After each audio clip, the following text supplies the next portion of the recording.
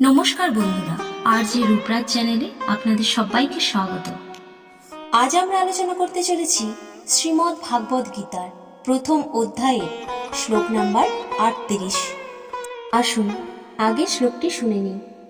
কথং ন জ্ঞেয়ং অস্মাভিঃ পাপাৎ অস্মাन् নিবর্তিতুম কুলক্ষয় কৃতং দোষং প্রপশ্চাদ্ভিঃ জনার্দন। অর্থাৎ, হে জনার্দন, আমরা যারা কুলক্ষয়ের পাপ বুঝতে সক্ষম, তারা কেন এই পাপ থেকে নিজেকে বিরত রাখতে পারবো না? তাৎপর্য: এই শ্লোকে অর্জুন নিজের ভাবনায় দ্বিধাগ্রস্ত হয়ে শ্রীকৃষ্ণকে প্রশ্ন করেছেন।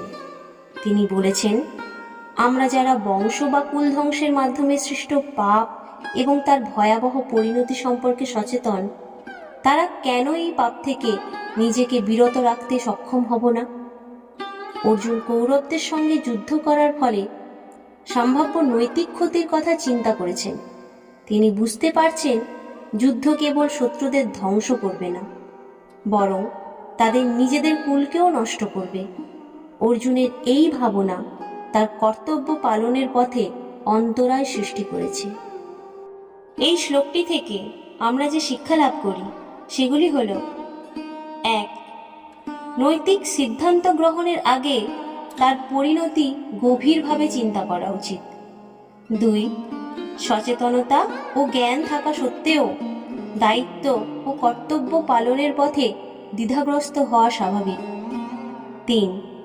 কোনো কাজ করার আগে তার পাপ ও গুণফল নিয়ে সঠিক বিচার বিবেচনা করা প্রয়োজন। 4. নৈতিক দায়িত্ব পালনের ক্ষেত্রে সঠিক পরামর্শ নেওয়া এবং আত্মবিশ্বাস রাখা অত্যন্ত গুরুত্বপূর্ণ।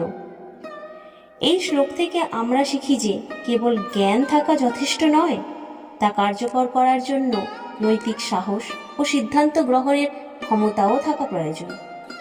আজকের শ্লোকটি এই পর্যন্ত।